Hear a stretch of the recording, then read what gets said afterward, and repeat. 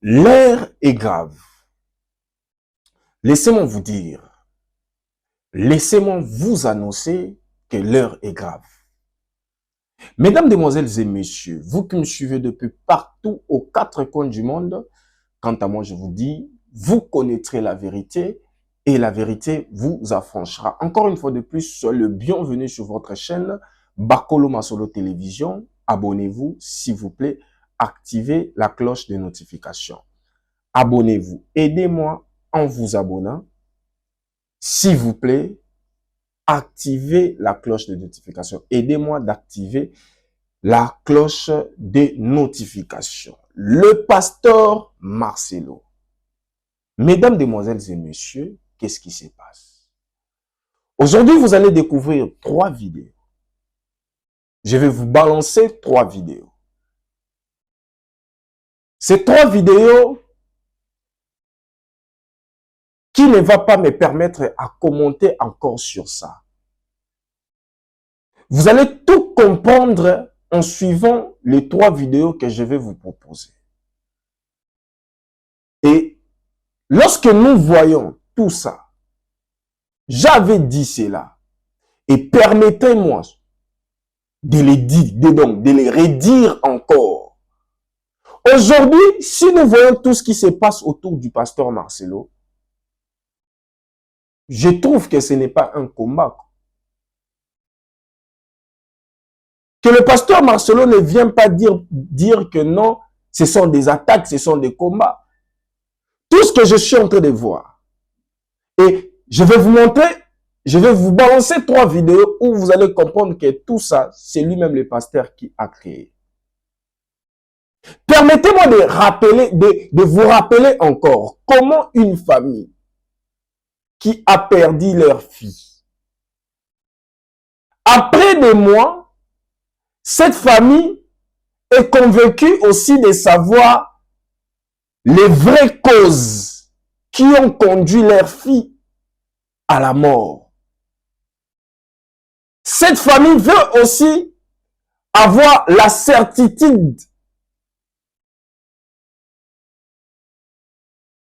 ou cette famille veut aussi avoir la paix que non, leur fille est morte suite à ça. Donc, qu'elle soit convaincue. La famille voulait être convaincue que non, leur fille est morte suite à ça. La famille se réveille et demande au pasteur Marcelo tous les documents médicaux de Maman Blanche. Parce que quand les pasteurs avaient expliqué la mort de Maman Blanche, les pasteurs n'avaient pas remis à la famille aucune preuve qui prouve que ce que le pasteur disait, c'est vrai. La famille s'est levée. Permettez-moi, avant de vous balancer les 3 vidéos, permettez-moi d'abord de revenir en arrière. La famille a demandé. Moi, à la place du pasteur Marcelo, étant pasteur, étant berger, je suis obligé de convaincre à cette famille, la famille qui avait accepté de me donner la main de Maman Blanche, de leur convaincre que non, votre fille est morte suite à ça. Et si c'était votre fille qui est Maman Blanche, pasteur Marcelo, vous allez aussi mener les mêmes démarches, étant responsable, savoir les vraies causes de la mort de votre fille. Et c'est ce que la famille a fait. Ce n'est pas un privilège, mais c'est un droit. Et aujourd'hui, la famille dit que le pasteur Marcelo ne voulait donner aucun document de Maman Blanche. Et comment la famille sera convaincue que ce que vous avez dit sont vrais? Même nous aussi, lorsque nous écoutons, le pasteur ne veut pas donner aucun document de Maman Blanche. Donc, nous aurons des soupçons. On va vous suspecter de quelque chose. On va vous suspecter de quelque chose. Et aujourd'hui, le pasteur avait dit que Dieu l'avait dit. Aujourd'hui, des prophéties commencent à sortir sur le pasteur Marcelo. Des prophéties terribles. des prophéties graves commencent à sortir sur les pasteurs Marcelo. Et ces gens qui prophétisent aussi disent que Dieu a dit. Mais regardez comment, peuple de Dieu, les gens jouent avec Dieu. Dieu, réellement, Dieu a dit à qui? Mais pour l'instant, beaucoup de personnes vont croire sur les prophéties qui sont en train de sortir sur les pasteurs Marcelo. Beaucoup de personnes vont. Pourquoi? Parce que le prophète lui-même s'est positionné, le pasteur Marcelo lui-même s'est positionné comme premier suspect de la mort de Maman Blanche. Lui-même, le pasteur Marcelo, s'est positionné comme premier suspect de la mort de Maman Blanche. Nous allons suivre cette vidéo. Je vais vous laisser suivre cette vidéo. Suivons d'abord cette vidéo où la prophétesse parle de la réalité de la mort de Maman Blanche. Suivons. Frères et sœurs, Dieu me montre dans un hôtel. Un hôtel, la femme est morte. Dans la comment on appelle ça? Dans la douche, dans la baignoire. Elle est morte, on l'a tirée de là-bas. Quelqu'un l'a tirée là-bas, puis l'a mis dans le hall. Dans le hall. L'hôtel dans lequel la femme est morte là. On l'a tuée là-bas. Et la personne, après avoir la tuée, cette personne-là, elle se demandait, mais comment j'ai fait? J'ai appelé la police ou bien comment j'ai fait? Elle se connaît. Elle se connaît, cette personne-là. Tuée, Maman Blanche. Vous comprenez? Tuée, Maman Blanche. Du sang partout. J'ai dit, oh Seigneur, mais qu'est-ce qui se passe? Dieu dit, hein? Dis-leur. Dis-leur. Va dire aux femmes, des hommes de Dieu. Va dire aux prophétesses. Va dire aux femmes. Dis-leur que le moment est arrivé. Que tout et chacun de vous se réveille. Pour quitter les sectaires que vous suivez partout. Les sectaires que vous suivez partout. Parce qu'il y aura assez de sang qui va couler. Il y aura beaucoup de femmes qui vont mourir. Il y aura beaucoup d'hommes de Dieu qui vont mourir. Ceux qui m'ont renié. Ceux-là qui sont allés vendre leurs âmes pour devenir des rescoussins, des formations, des Illuminati, des je ne sais quoi. Les sectaires qui versent du sang de mes enfants. Chacun aura un compte à me rendre. Ils vont mourir tous. Il y aura assez de sang qui va couler. J'ai commencé à secouer ma tête. J'ai dit, Seigneur, moi encore, j'ai reçu ce message-là. Ça fait maintenant près de 3 semaines, bientôt 1 mois. Je ne veux pas venir sur YouTube pour parler. Pourquoi? Ce n'est pas parce que j'ai désobéi au Seigneur. Mais parce qu'il y a assez de personnes là qui sont là-bas. Leurs âmes ne leur couvaient rien du tout. Frères et sœurs. La femme est morte à l'hôtel. Ils ont pris son corps, lavé, les trucs, tout ça. C'est à l'hôtel qu'elle est morte. Elle n'est pas morte à l'hôpital, cette femme-là. À l'hôtel qu'elle a été tuée, Maman Blanche. Ils ont ramassé son corps et puis ils sont allés faire ça. Faire de ça ce qu'ils veulent. Ce n'est pas encore fini. Ce n'est pas fini. Attendez. Je vais vous faire découvrir l'analyse d'un frère. Je vais vous faire découvrir une vidéo d'un frère qui a parlé encore d'une chose très scandaleuse. Mon cœur saigne. J'ai très mal au cœur lorsque je vois des chrétiens, beaucoup de chrétiens. Aujourd'hui, on peut parler 70% des chrétiens qui vont à l'église sont des, excusez-moi pour les termes, sont des ignorants. Sont des ignorants. Nous devons quand la Bible dit que méditer la parole jour et nuit, la Bible n'a pas dit que seulement les serviteurs de Dieu devraient méditer la parole de Dieu. La Bible dit que même les brebis, tous les enfants de Dieu devraient méditer sa parole jour et nuit. Aujourd'hui, nous avons des chrétiens ignorants. Tout ce qui sort de la bouche des serviteurs de Dieu, ils disent Amen. Sans vérifier. Mais à l'époque, on avait des chrétiens des bérets. Il existait des chrétiens des bérets. Et ces chrétiens devraient aussi exister aujourd'hui.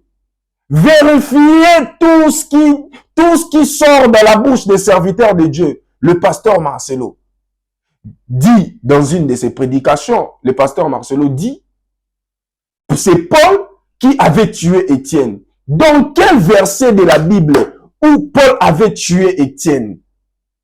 Dans quel verset de la Bible où Dieu avait permis, Dieu avait autorisé, c'était Dieu qui avait voulu qu'on puisse tuer Étienne?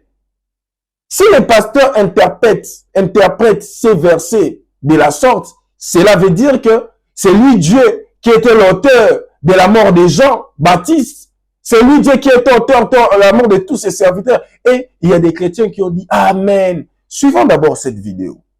Suivons cette vidéo. Vous allez voir que quand j'attends d'autres personnes disent que le pasteur Marcelo n'est plus sur le chemin qu'il avait commencé avec Dieu. Parfois, j'ai l'impression que ces gens-là ont raison. Parfois, j'ai l'impression que ces gens-là ont raison. Comment les pasteurs peuvent prêcher comme ça à la veille de la mort de Maman Blanche? Suivons ensemble cette vidéo. Ça va peut-être vous choquer. Ça va peut-être vous scandaliser. Ça va peut-être vous pousser à réfléchir sur cette affaire autrement. Suivons ensemble cette vidéo. Cher ami, je suis revenu encore sur ma dernière vidéo, puisque après avoir encore analysé les propos du pasteur Guinguin Moussa, il y a certaines choses, certaines paroles qui m'ont titillé. Et je suis revenu pour ça. Et pour cela, vous allez me permettre de repartir à zéro pour qu'on puisse vraiment encore décortiquer. C'est que tu es. Mais sois fidèle dans la première dimension pour entrer dans la seconde. Sois fidèle dans la première dimension pour rentrer dans la deuxième dimension. De son vivant, Jésus n'a jamais prêché une dimension. Demandez à votre pasteur dans quel verset, dans quel chapitre se trouve une dimension. Et d'ailleurs, pour ceux qui sont montés dans les commentaires en disant tout ce qu'ils ont envie de raconter là, voici, j'ai la Bible en français. J'ai la Bible en anglais. J'ai les deux. Pourquoi? C'est pour vérifier à chaque fois si quelque chose n'est pas cohérent. Maintenant, où est-ce cela est écrit? Où Paul a sacrifié Étienne? Dans quel chapitre? Dans quel verset? Quel évangile l'annonce? Étienne était le premier diacre qui a été livré à la mort par lapidation. Et jamais que Paul l'a livré à la mort. Au contraire, Paul est en train de retenir les habits de ceux qui lapidaient Étienne. Et maintenant, qu'est-ce que votre pasteur Guinguin, votre pasteur ça est en train de prêcher? Il prêche son loge. Raison pour laquelle la majorité de l'église de la compassion sont toujours là à le supporter. Parce que vous êtes tous enfermés dans une bouteille. Nous allons continuer. Car si Philippe refuse de servir aux tables, jamais il ne verra la Samarie. Suscite un Paul qui va tuer ton Étienne.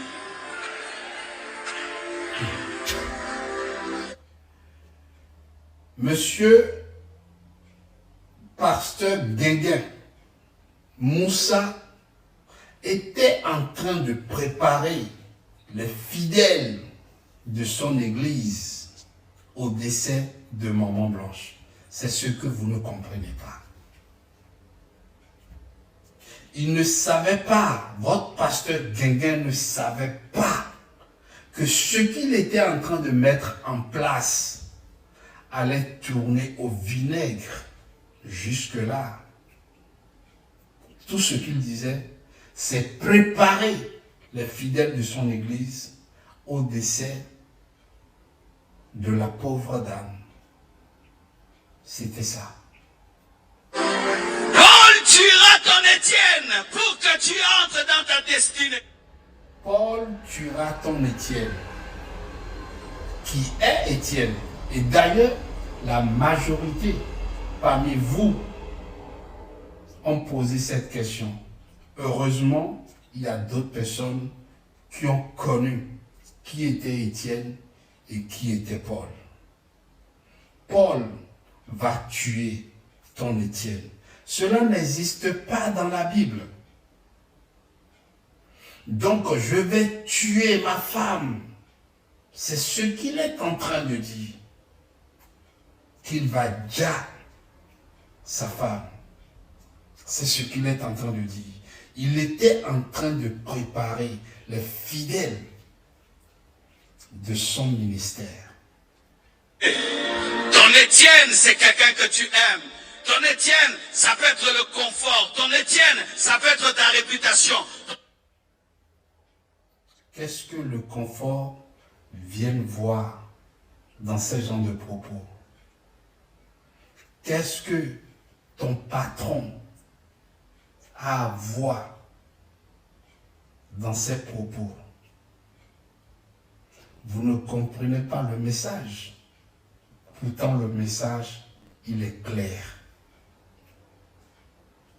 Il était en train de préparer les fidèles de son église.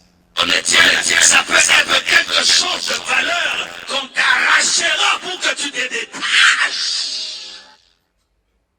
Quelque chose de valeur pour que tu te détaches. Vous ne comprenez pas toujours, hein?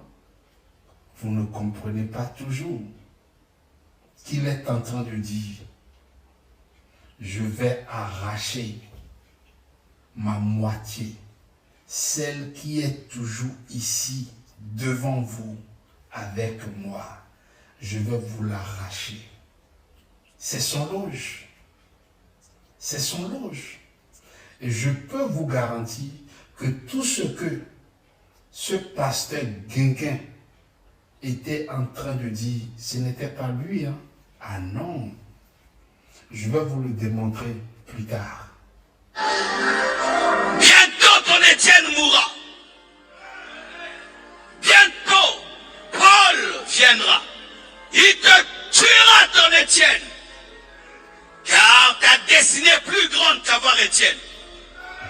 Le salut des extrémités de la terre sont plus importantes que la vie d'Étienne. Et Dieu sacrifiera Étienne afin que les extrémités de la terre soient sauvées. Étienne, ça peut être un homme que tu aimes, une femme que tu aimes. Étienne, ça peut être ton patron, ça peut être ton entreprise. Étienne, ça peut être quelque chose, mais qui est une zone de confort. C'est seulement en allant vers la Samarie que tu atteindras. Je vous ai toujours dit que les faux hommes de Dieu aiment toujours mentir avec Dieu. Vous savez pourquoi? J'ai déjà dit ça dans plusieurs de mes vidéos. Parce qu'ils savent bien comment Dieu agit. Ils savent bien que Dieu n'agit pas comme nous. Dieu n'est pas comme moi. Dieu n'est pas comme les autres. Dieu, lui, il prend tout son temps. Il prend tout son temps. Les pasteurs connaissent bien comment Dieu agit. Raison pour laquelle ils sont paisibles, bernards, dans leur bêtise, dans leur loge. Ce pasteur guinguin, vampire, ne prêche rien de bon. Sinon, comment peut-on dire que Paul va sacrifier Étienne, alors que cela n'existe même pas dans la parole de Dieu? Étienne était lapidé pour une bonne nouvelle, pour la lumière du Christ. Et qu'est-ce que cela a à voir avec ce qu'il est en train de raconter? Alors que Paul n'a jamais livré Étienne.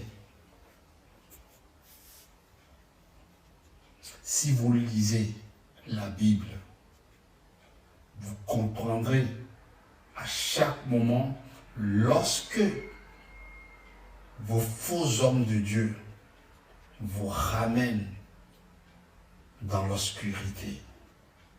C'est ça votre problème. Vous n'aimez pas lire la Bible. Alors que celui qui lit la Bible ne peut jamais se tromper.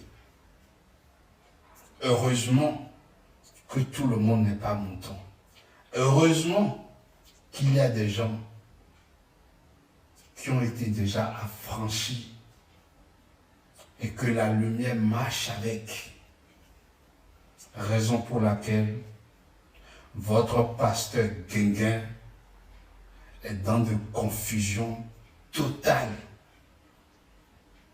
Depuis que cette pauvre dame est partie, votre pasteur guinguin est dans de confusion totale.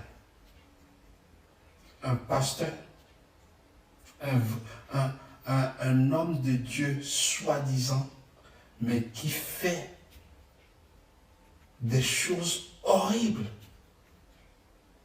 Et quand on le dit, les gens nous disent parfois, vous n'êtes pas fatigué. Et pour vos informations, je ne serai jamais fatigué s'il faut que j'éclaircisse la parole de Dieu. Quand il s'agit de la parole de Dieu, nous devons agir selon la parole de Dieu. Beaucoup de gens viennent et disent, laissez Dieu juger. Et je vous répète encore, c'est parce que vous ne lisez pas vos Bibles. Dieu nous a donné l'autorité de juger. Seul lui qui est le dernier juge. Mais il nous a donné l'autorité de juger. Allez lire la Bible. Ce n'est pas moi qui va vous dire quelque chose. Allez faire vos recherches. Comme vous êtes des moutons qui n'ont pas envie d'être affranchis, raison pour laquelle vous engobez tout, vous dites Amen à tout, Alléluia à tout. Un pasteur qui vous prêche une fausse parole, il vous dit encore Amen et vous acclamez. Maudit soit celui qui se confie à l'homme. Maudit soit celui qui se confie en l'homme. Nous avons tous écouté les audios de Maman Blanche. Cette affaire est loin d'être finie. Et on avait compris, dans chaque couple, même si dans chaque couple, il ne manque pas de problèmes, mais dans ces mariages-là, Maman Blanche n'était plus heureuse. Pourquoi? Parce que les audios de Maman Blanche confirmaient que sa belle-maman était devenu un très grand problème pour elle. Ou au point où elle était en train de contrôler tout ce qui se passe dans son foyer. Et je vous laisse aussi suivre. On a vu une dame faire des révélations graves, des révélations terribles. Elle dit être la première fiancée du pasteur Marcelo. Et lorsqu'elle était avec le pasteur Marcelo, il s'est passé beaucoup de choses terribles, graves. Je vais vous laisser suivre l'audio, comment est-ce qu'elle est en train de tout balancer. Vous allez comprendre tout ce que Maman Blanche avait parlé sur le pasteur, la maman du pasteur Marcelo, tout. Nous avons tous écouté les audios. Les pasteurs même avaient confirmé que les audios sont authentiques. Cela veut dire, Maman Blanche, Tounassi, elle n'était plus heureuse.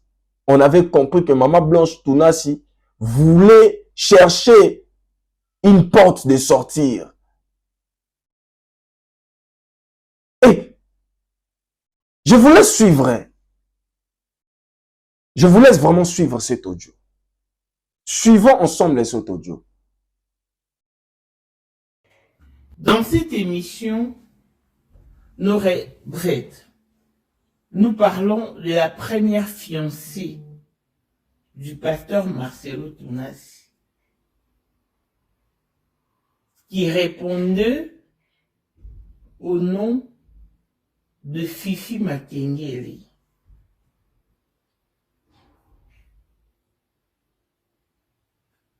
Juste pour vous rappeler qu'on passe par une situation pour en arriver à une autre. Fifi Makengele habitait Rigini, Lemba Salongo. En fait, ça revient au même.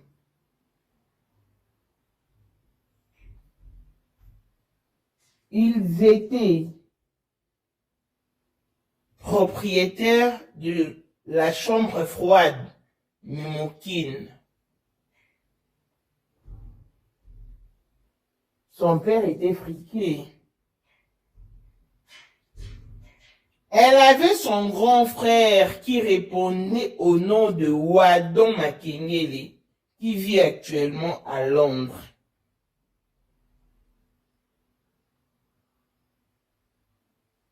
Il a étudié ensemble avec pasteur Marcelo à l'école Maloula. Ils étaient tous des Rigini des Massalongo, hein? C'est pas trop différencié.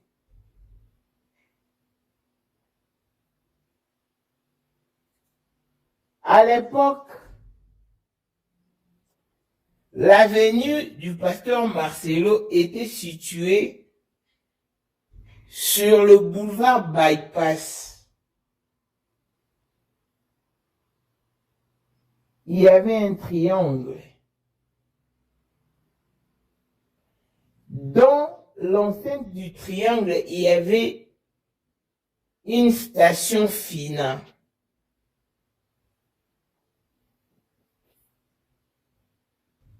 On allait vers Rond-Point Ngaba.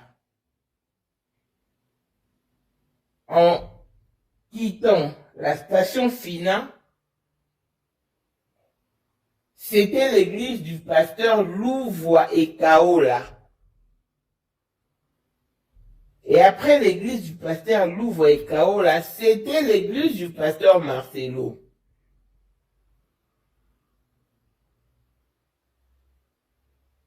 Quand il a débuté son ministère, et qu'il y avait maintenant des fidèles qui répondaient et tout, l'église croissait. On lui a suggéré de se marier parce qu'il fallait avoir une certaine crédibilité. Pour un pasteur, c'est important. Chemin faisant, il a fiancé Fifi Makengele.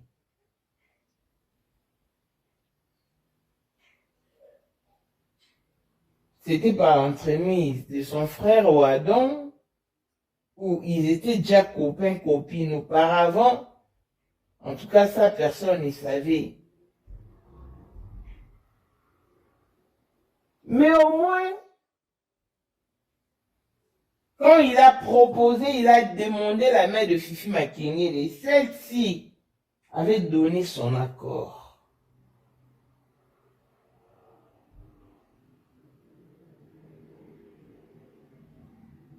Il lui a changé son style vestimentaire, sa mode de vie.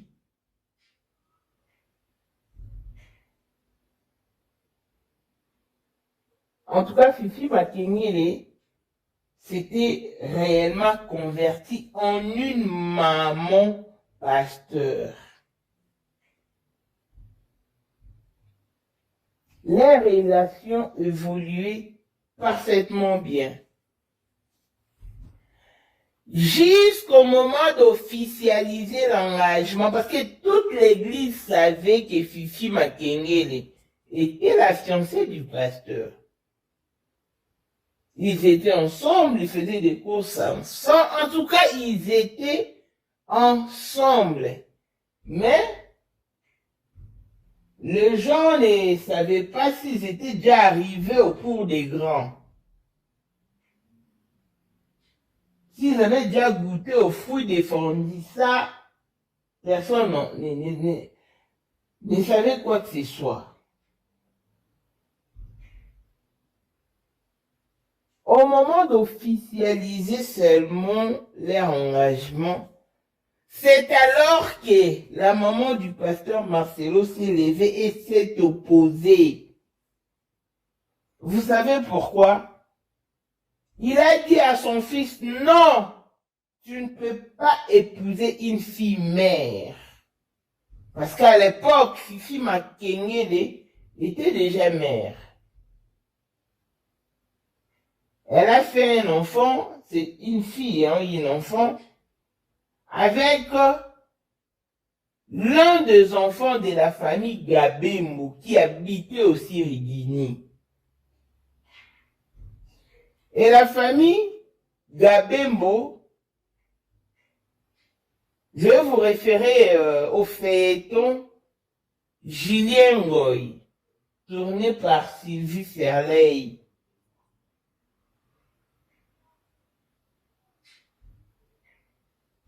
Les enfants qui étaient les enfants de Julien Ngoy là font partie de la famille Gabembo. C'est-à-dire que c'était une famille qui avait une aisance financière. En fait, la famille était financièrement stable. Que ce soit les Makengele. C'est seulement Pasteur Marcelo qui se débrouillait, comme tout le monde connaît son histoire. Il aimait tellement Fifi Makengele, Pasteur Marcelo. Mais lorsque sa maman s'opposa seulement, il s'est plié à la décision de sa maman. Pasteur Marcelo que vous voyez. Tout le monde était choqué. Les gens n'en revenaient pas. Ils juste posaient la question de savoir, mais comment cette maman peut avoir une mainmise pareille dans la vie de son fils? Être fille-mère est son péché. Alors qu'elle ignorait les circonstances par lesquelles Fifi Makengele était devenue maman anticipativement. Mais elle s'est opposée catégoriquement à leur relation. Et ces derniers s'est plié à la volonté de sa maman. Il a carrément abandonné Fifi Makengele sans explication.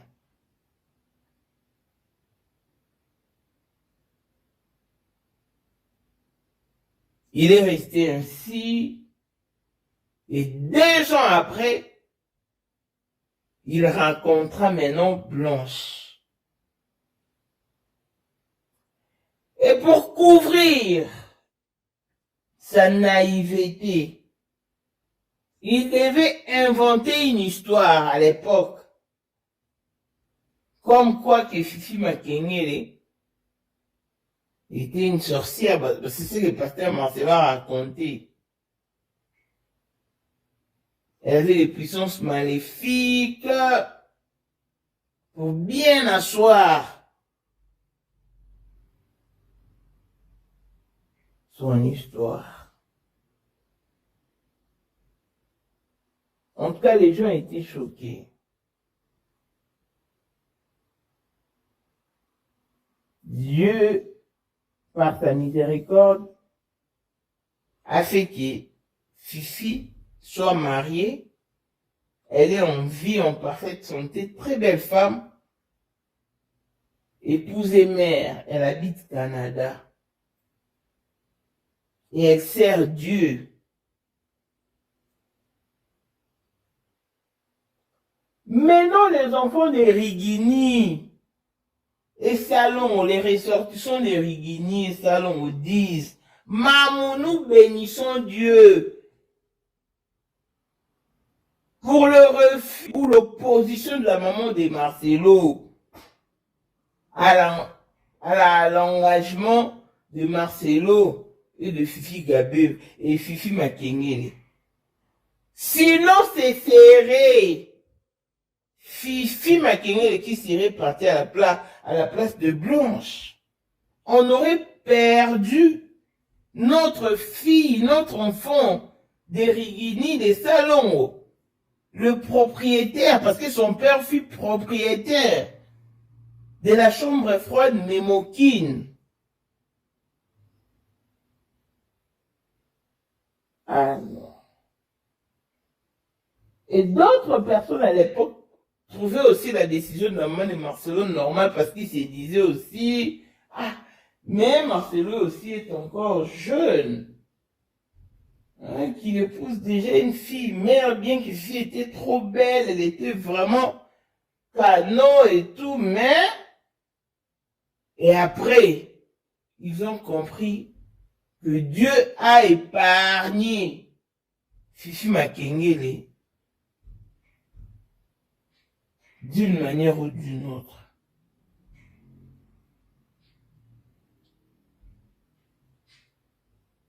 Cette histoire est venue du fait que l'ex-copine du pasteur Marcelo avait appelé Nela Enchi à passer son message. Et il y a eu maintenant des gens qui sont sortis pour confirmer et attester la note vocale de l'ex-copine du pasteur Marcelo. Parce que beaucoup de gens doutaient, disaient, qu'est-ce qui prouve que c'était réellement sa copine? Mais oui, c'était sa copine. Parce que la première fiancée du pasteur Marcelo, cette très belle femme que vous voyez en image, Fifi Makengele, s'est séparée du pasteur Marcelo à cause de la maman du pasteur Marcelo. Donc c'est elle qui détient le priorise de son fils. Quand elle dit niet, c'est niet. Quand elle parle, pasteur Marcelo exécute à la lettre les ordonnances de sa maman.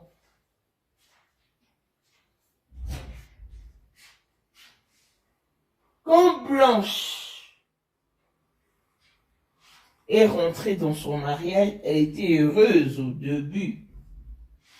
Mais sa souffrance a débuté lorsqu'elle donna naissance au oracle.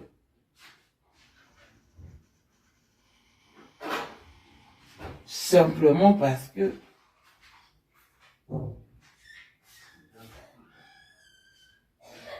il est albinos.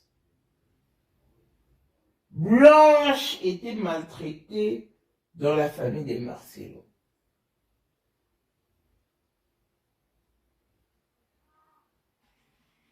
On lui appelait la maman des albinos. On lui lançait des pics. C'était une façon de la dénigrer, de la faire descendre, de la faire chier par ses belles sœurs.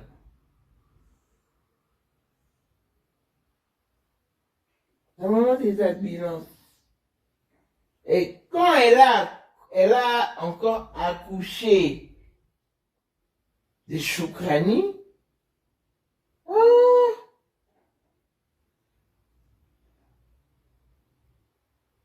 c'était comme le feu dévorant.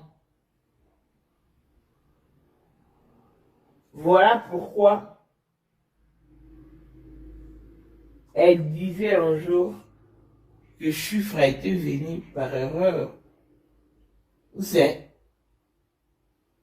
Carmen, accident de la nature. Donc, l'enfant qui est venu par accident n'avait pas de gène d'albinisme.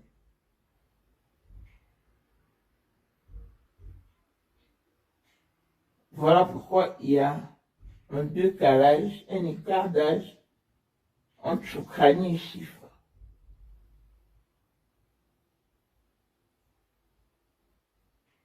Et après, Tabir est venu. Quand Tabir est venu, il était une pépite. Hein. Il était d'une grande beauté. Et Blanche était comblée de joie. Enfin, elle pouvait respirer. Elle a fait match nul, égalité, 2 albinos contre 2 enfants normaux. Donc c'était ça la souffrance de Blanche sous son toit conjugal. Plusieurs sont appelés, mais peu d'élus. Plusieurs sont appelés. Plusieurs, donc il y a des milliards qui sont appelés. Mais peu sont élus. Mesdames, demoiselles et messieurs, la Bible dit, vous connaîtrez le vrai et le faux par leurs fruits. Même si on dit que mon serviteur tombera, je le relèverai. C'est différent avec vous connaîtrez mes serviteurs, les vrais et les faux à travers leurs fruits. Je ne vais pas dire que le pasteur Marcelo est vrai, je ne vais pas dire que le pasteur Marcelo est faux. Mais on reconnaîtra le pasteur Marcelo si c'est un vrai, si c'est un faux, par leurs fruits.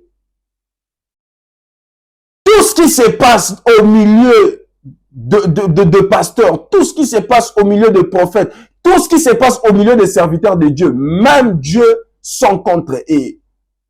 Ça honore pas la parole de Dieu. Ça honore pas Dieu. Lorsque Jésus-Christ sur la terre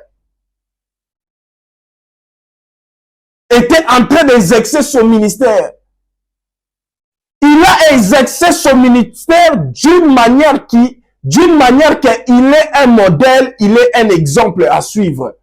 Nous avons tous vu Jean-Baptiste exercer son ministère. Nous avons tous vu Paul, Jacques et Timothée exercer leur ministère. Où est-ce que nous avons lu des scandales? On n'a pas vu qu'ils ont commis des scandales. Ils n'étaient pas des scandales pour le peuple de Dieu. Ils n'étaient pas des scandales pour les enfants de Dieu. Aujourd'hui, les serviteurs de Dieu sont devenus des scandales. Les serviteurs de Dieu scandalisent le peuple de Dieu. Les serviteurs de Dieu scandalisent le peuple de Dieu. Où est le Dieu de Paul? Où est le Dieu que Paul a marché avec lui? Est-ce que le Dieu que Paul servait, est-ce que c'est le même Dieu que ses serviteurs servent aujourd'hui? Comment des serviteurs de Dieu peuvent agir plus que même des musiciens qu'on appelle des musiciens profanes? Même les magiciens dans leur maison, ils ne font pas ce que les serviteurs de Dieu font dans leur maison. Aujourd'hui, il y a plusieurs avortements au milieu des serviteurs de Dieu. Aujourd'hui, il y a plusieurs divorces au milieu des serviteurs de Dieu. Aujourd'hui, il y a plusieurs alcooliques parmi les serviteurs de Dieu. Mais vous verrez, ils viendront dire que qui vous êtes pour juger les serviteurs de Dieu. Donc, quand vous êtes devenus des intouchables, donc vous êtes permis à tout faire. Tout faire, on ne va pas vous toucher, on ne va pas vous reprocher. La Bible a interdit de juger les serviteurs de Dieu, condamner les serviteurs de Dieu. Mais la Bible n'a pas interdit de reprocher à un serviteur de Dieu. Le contraire, la Bible a dit aux serviteurs de Dieu, vous qui aspirez d'être un évêque, soyez des irréprochables. Beaucoup ont commencé avec Dieu. Beaucoup ont commencé avec Dieu. Beaucoup ont commencé avec Dieu. Aujourd'hui, ils sont dans des loges. Ils sont dans des magies. Aujourd'hui, ils sont dans les loges des magies. Mesdames, demoiselles et messieurs, vous qui me suivez depuis partout aux quatre coins du monde, la Bible dit que mon peuple périt par manque de connaissances. Quelle est cette connaissance que la Bible est en train de parler? C'est la parole de Dieu. Vous devez vous référer à la parole de Dieu. Si les 12 disciples de Jésus n'ont pas fait ce que les serviteurs de Dieu font aujourd'hui, cela veut dire que ces serviteurs qui font beaucoup de choses qu'on considère que ça n'honore pas Dieu, ils sont dans les faux. Ils sont dans les faux. Ils sont dans les faux. Revenons à l'affaire de Maman Blanche. Aujourd'hui, la famille continue toujours à pleurer pour savoir. Maman Blanche est morte suite à quoi? Mais les pasteurs Marcelo leur privent d'accéder à tous les documents de Maman Blanche. Et vous, là, vous qui nous suivez, vous voulez qu'on dise quoi? Vous voulez qu'on dise quoi d'autre? Même si on peut défendre le pasteur Marcelo jusqu'à ce point. Vous qui défendez le pasteur Marcelo sur tout ce qu'il fait ici, envers la famille de Maman Blanche, j'ai pris Dieu, le Dieu qui est juste, ce qui est arrivé à Maman Blanche, que cela arrive à votre famille. Et vous allez comprendre maintenant que le pasteur avait très mal fait de faire à la famille de Maman Blanche tout ce qu'elle est en train de faire. J'ai pris mon Dieu, vous qui défendez le pasteur Marcelo, que cela vous arrive. Vivez la même situation que cette famille est en train de vivre. Passez à la même douleur que cette famille est en train de vivre. Passez vraiment la même douleur. Parce que lorsque nous parlons, vous n'arrivez pas à comprendre. On dit souvent, les conséquences corrigent mieux que les conseils. Seigneur, que cela arrive à ces personnes. Mais comment vous pouvez défendre une personne qui prive? Soyez des humains. Vous êtes chrétiens. Manifestez cet amour que Christ a toujours manifesté envers les gens. Vous êtes les premiers de la classe. Mais agissez comme le premier de la classe. Comment une personne, parce qu'il a l'argent, parce qu'il a les relations, cette personne peut priver à son ex-belle famille d'accéder à tous les documents médicaux de leur propre fille? Mais c'est méchant. Et vous venez pour leur défendre. Ah mon Dieu, que cela vous arrive d'abord. Et vous allez comprendre que le pasteur Marcelo, ce qu'il fait, ce n'est pas du tout bien. Mesdames, Demoiselles et Messieurs, il y a encore des révélations terribles. Mais le temps ne me permet pas de tout balancer. Alors, abonnez-vous et activez la cloche de notification. On se retrouve au prochain numéro. On se retrouve aux prochaines vidéos. S'il vous plaît, je vous demande d'activer la cloche de notification. Aidez-moi d'abord. Prenez 2 secondes, 3 secondes. Aidez-moi d'activer la cloche de notification. En bas de cette vidéo, vous allez voir une cloche. Appuyez sur cette cloche et appuyez là où on a écrit toutes.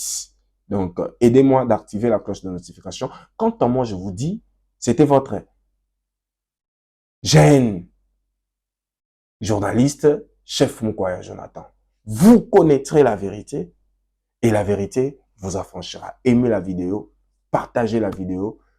Donc, on se retrouve au prochain numéro. Vous connaîtrez la vérité et la vérité vous affranchira. Merci beaucoup.